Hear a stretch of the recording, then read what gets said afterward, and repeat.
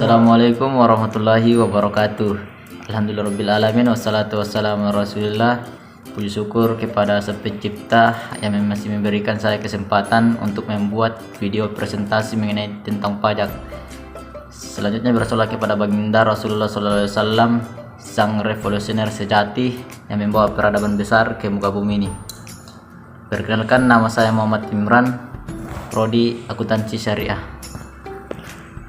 Di video kali ini saya akan sedikit menjelaskan mengenai tentang pajak. Apa itu pajak?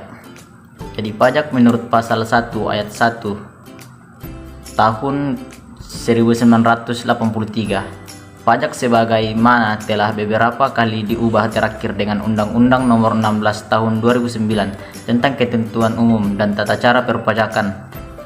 Pajak adalah kontribusi wajib kepada negara yang oleh pribadi atau badan yang bersifat memaksa berdasarkan undang-undang dengan tidak mendapat timbal balik atau tidak mendapat keuntungan secara langsung dan digunakan untuk sebesar-besarnya kepentingan negara dan untuk kemakmuran rakyat.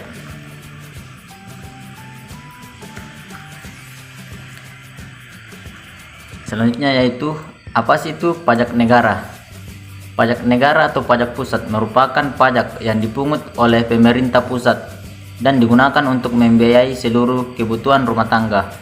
Pemungutan pajak negara memiliki tujuan pemerataan penghasilan bagi pemerintah daerah di Indonesia. Bagi hasil diperlukan untuk menjaga kelangsungan negara kesatuan Republik Indonesia sebagai wujud keseimbangan penerimaan antara pusat dan daerah atas pajak yang dipungut oleh negara dan bersumber dan berada di negara.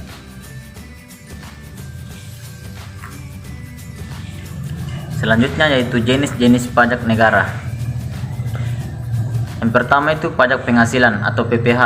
Pajak penghasilan adalah pajak yang dibebankan pada penghasilan perorangan, perusahaan atau badan hukum lainnya. Pajak penghasilan dapat bersifat progresif, proporsional atau regresif. Yang kedua itu pajak pertambahan nilai atau PPN. Pajak pertambahan nilai merupakan pajak yang dikenakan atas setiap pertambahan nilai dari barang atau jasa dalam peredarannya dari produsen ke konsumen. Adapun penerapan PPN di Indonesia menganut sistem tarif tunggal yaitu sebesar 10%.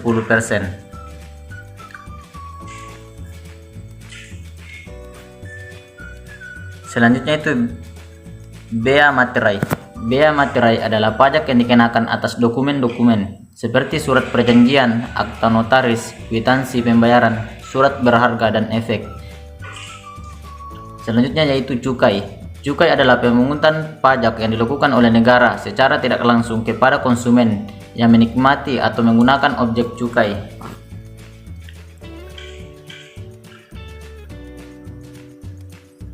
Selanjutnya yaitu pajak bumi dan bangunan atau PBB. Pajak bumi dan bangunan adalah pajak yang dipungut atas tanah dan bangunan karena adanya kepentingan atau kedudukan sosial ekonomi yang lebih baik bagi perorangan atau badan yang mempunyai hak atasnya atau memperoleh manfaat darinya. Selanjutnya itu bea perolehan hak atas tanah dan bangunan atau biasa disingkat dengan BPHTB. BPHTB adalah bea yang dikenakan atas perolehan tanah dan bangunan.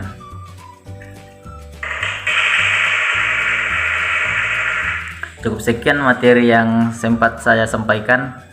Assalamualaikum warahmatullahi wabarakatuh.